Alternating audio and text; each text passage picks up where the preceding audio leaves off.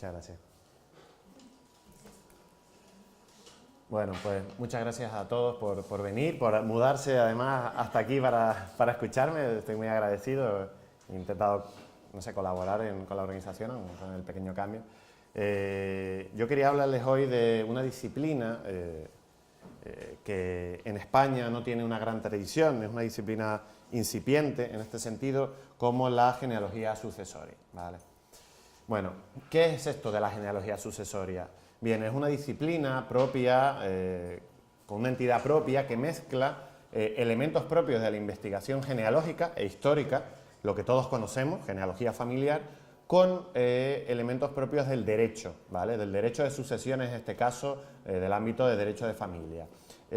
Concretamente, los genealogistas sucesorios tenemos como objetivo investigar y tratar de localizar a herederos de personas que fallecen y dejan un patrimonio en el cual no hay un legítimo dueño, ¿no? Es decir, no existe una persona, no son herencias clásicas de padres a hijos, por decirlo así, sino son personas que fallecen, inmigrantes tal vez, o que no tienen descendencia y cuyos herederos familiares desconocen absolutamente que tienen derechos a estas herencias. Es decir, nuestra función es la de un perito, podríamos decir, perito genealógico, que investigue y establece quién es la persona que debe darse ese patrimonio ante un notario, ¿no?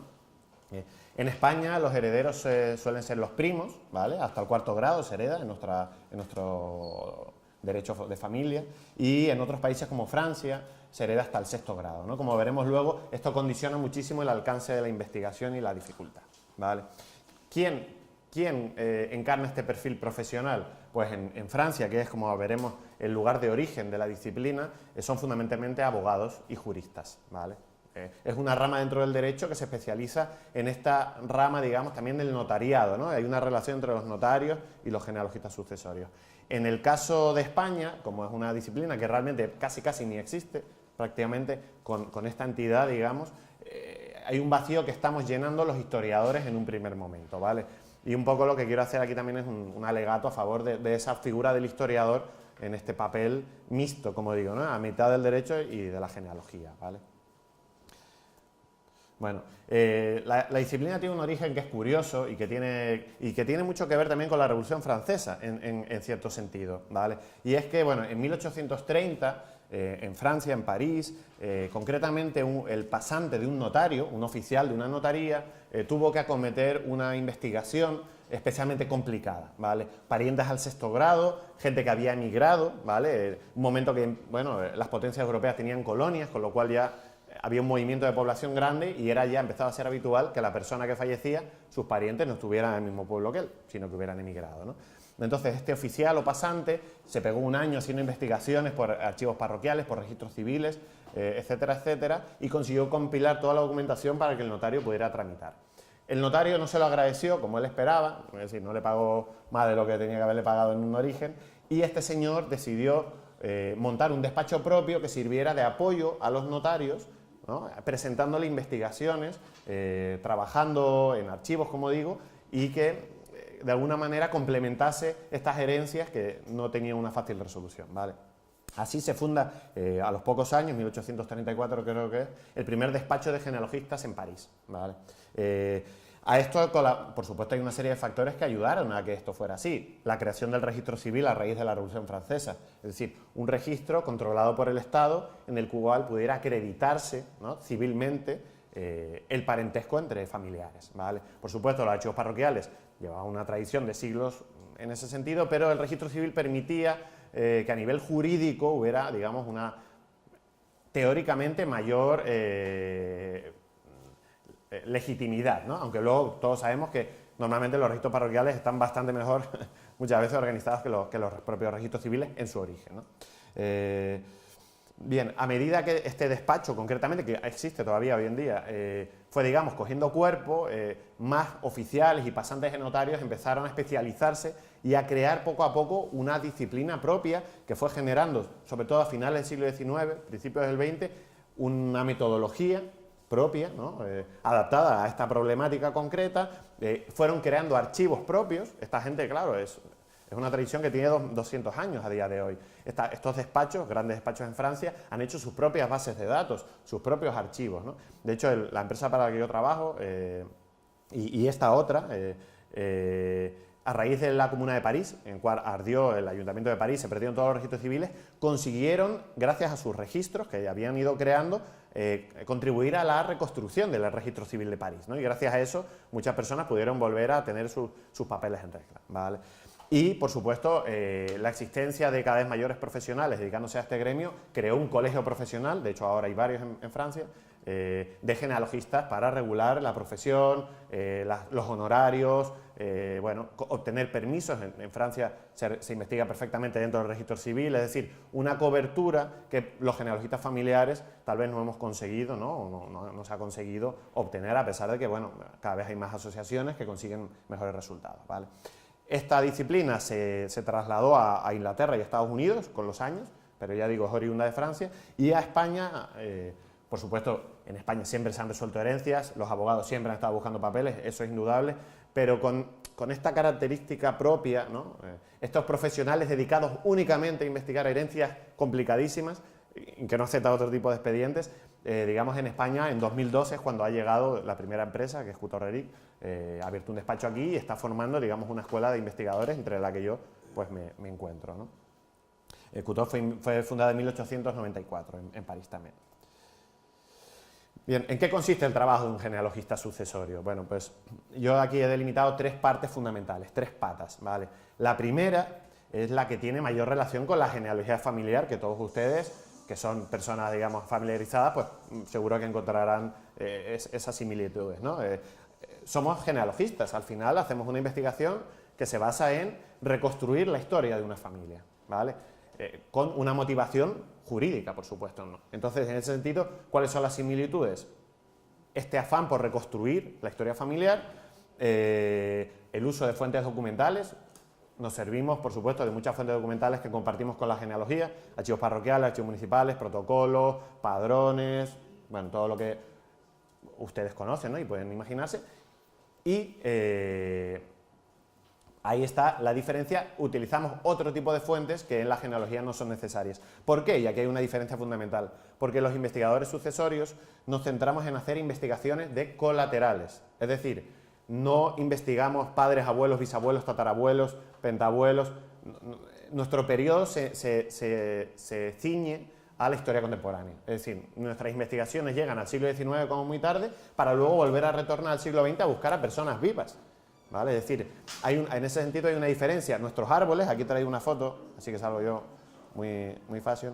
El árbol, esto es uno de nuestros árboles genealógicos, son unas hojas que se van adaptando y si se fijan es absolutamente horizontal, es decir, y son kilométricos.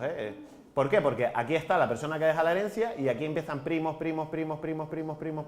y hacia aquí también. Es decir, para que se haga un esquema, no es la típica investigación de antepasados, sino que se abre colaterales. Hay que encontrar a todos los hermanos, ¿vale? Claro, eso nos acota muchísimo las fuentes que utilizamos. Somos, sobre todo, genealogistas contemporáneos, de historia contemporánea. Nos metemos con guerra civil, nos metemos con emigraciones contemporáneas. No tenemos la problemática que tienen la mayoría de los genealogistas, que se especializan más bien en historia moderna, ¿no? En ver protocolos, en estudiar paleografía, en ver pues, limpiezas de sangre, es decir, nosotros nos acotamos y nos centramos en un periodo concreto que es la historia contemporánea, en este caso de España, ¿no? Por supuesto, nuestra motivación es jurídica, nuestro interés es identificar a absolutamente todas las personas que puedan tener derecho a la herencia, ¿vale?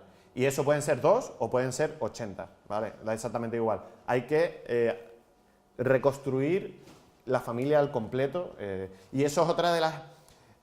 A la hora de poner esa última diferencia de la que les voy a hablar ahora, y es el alcance mundial, la movilidad, dudé, porque la genealogía familiar también investiga, de hecho abajo lo vimos antes, el profesor de Estados Unidos, ¿no? Investigaciones pues, en todos los países, es decir, ¿qué familia no tiene un pariente que marchó a América o que marchó a un país europeo? Es totalmente habitual. La cuestión es que en nuestro caso no tenemos elección, ¿no? Cuando yo hacía genealogías familiares, te saltaba alguien a Cuba y si no tenías un compañero, un corresponsal en Cuba, dejabas esa rama congelada y seguías por otras, ¿no? En nuestro caso tenemos la obligación de encontrarles donde estén. Si están en Francia, si están en Venezuela, si están en Buenos Aires, si están en Estados Unidos, donde fuere, ¿vale? Y aquí empieza la segunda parte, que yo creo que ahí sí que nos distinguimos un poco más, y es las investigaciones en el presente, ¿no? Aquí en esta parte el genealogista se confunde un poco con el detective. Tenemos que encontrar a personas que están vivas, ¿vale? Que la familia a lo mejor hace 80 años que no sabe nada de ellos porque eran niños, y hay que encontrarlo. Pues este señor en la guerra civil, luego contaré un caso muy particular, se marchó y se fue a Francia, hizo vida allí, tiene hijos allí, hay que buscar a gente que está viva, ¿no? Claro, ahí eso ya es un matiz que distingue un poco del trabajo habitual del genealogista familiar, aunque también se da, ¿no? El hecho de... Y luego otro elemento clave es el perfil comercial, es decir, cuando encontramos al heredero hay que convencerle para tramitar la herencia con él, ¿no? Y eso, esa parte, digamos, de abogado o de negociador, ¿no? De establecer unas condiciones que también tenemos que hacerlo nosotros, ¿no? Eso desde luego sí que rompe un poco los esquemas de lo que yo venía haciendo siendo un historiador, ¿no? Y luego, por último, por supuesto que tengo unos conocimientos jurídicos en relación a saber claramente quién ostenta derechos y quién no, ¿no? Porque hay muchísimas situaciones en las que uno puede tener dudas, hijos ilegítimos, segundas nupcias, bigamias, cosas que luego veremos que son divertidas, pero son alucinantes, ¿no? Aquí es un poco lo que les comentaba, el papel del historiador, ¿no?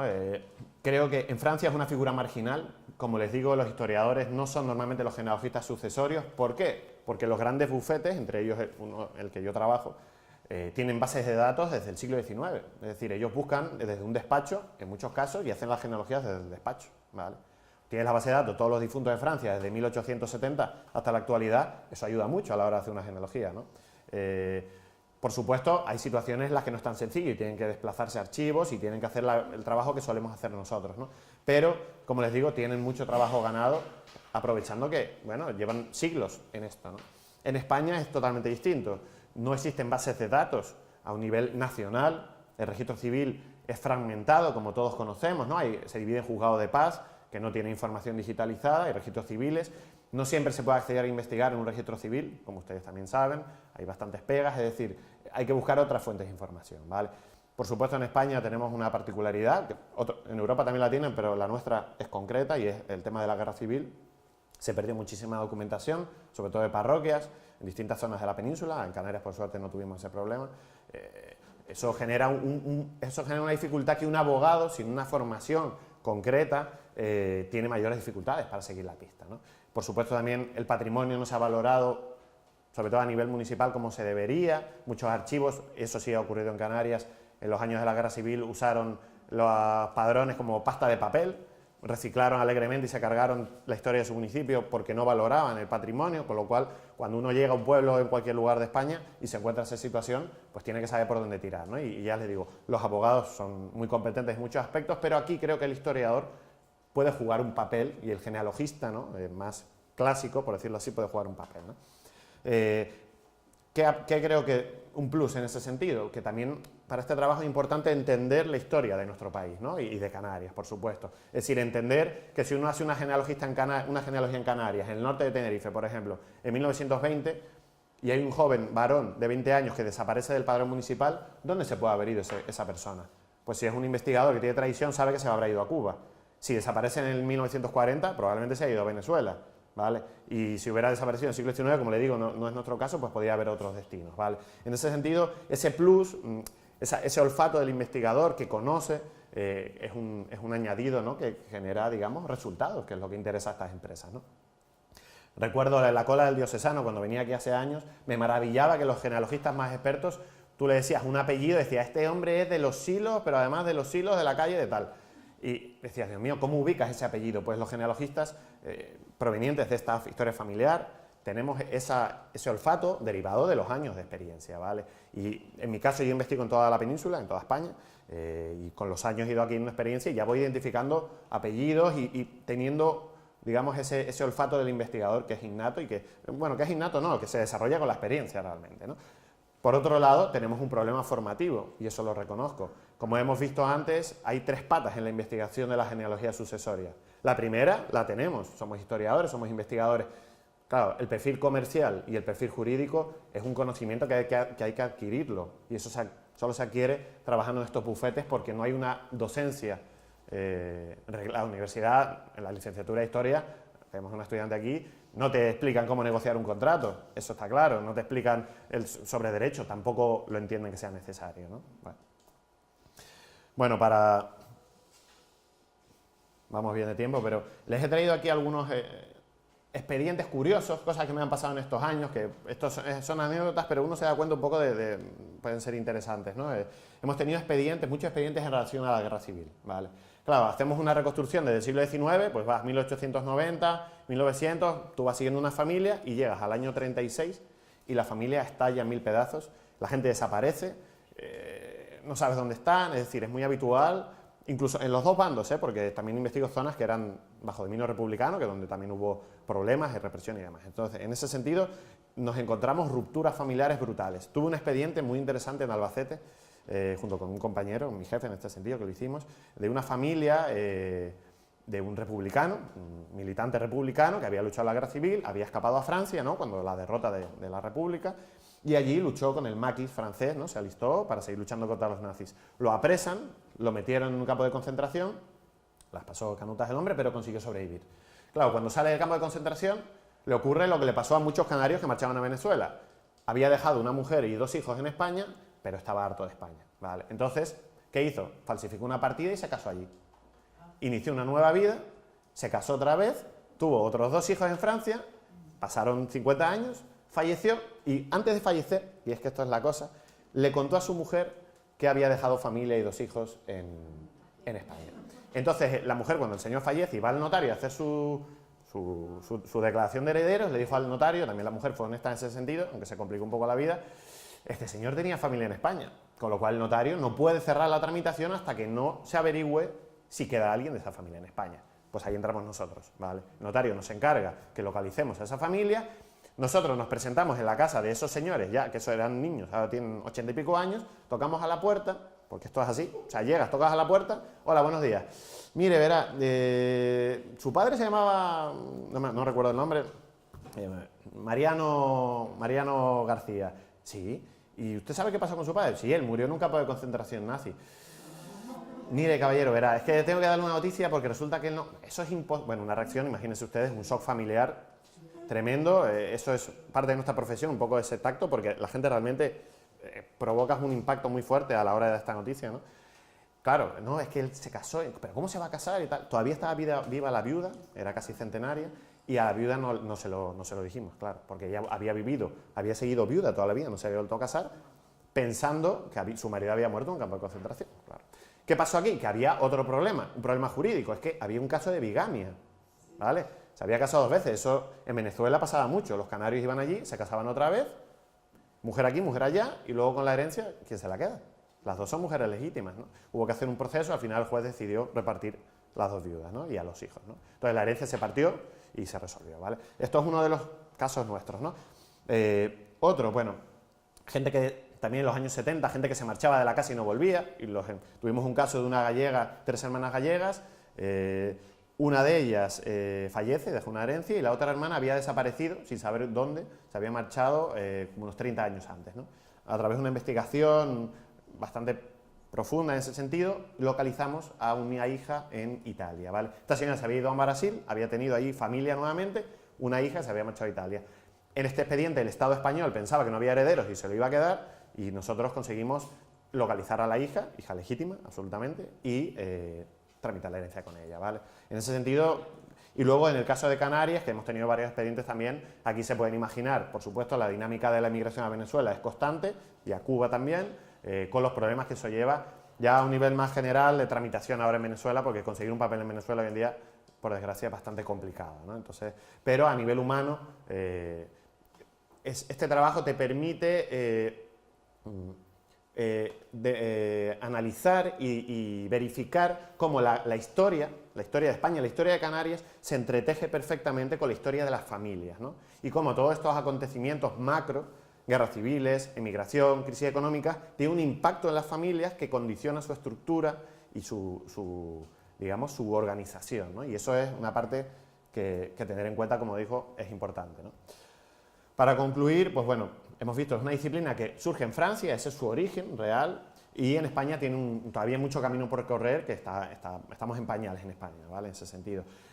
Aporta una visión muy, creo que rica en matices, ¿no? Que va más allá de esa historia de los reyes o de las guerras, sino que te acerca a la historia de la familia, a la historia familiar, ¿no? Y eso es la parte que por lo menos que a mí más me gusta, ¿no? Investigar, ¿no?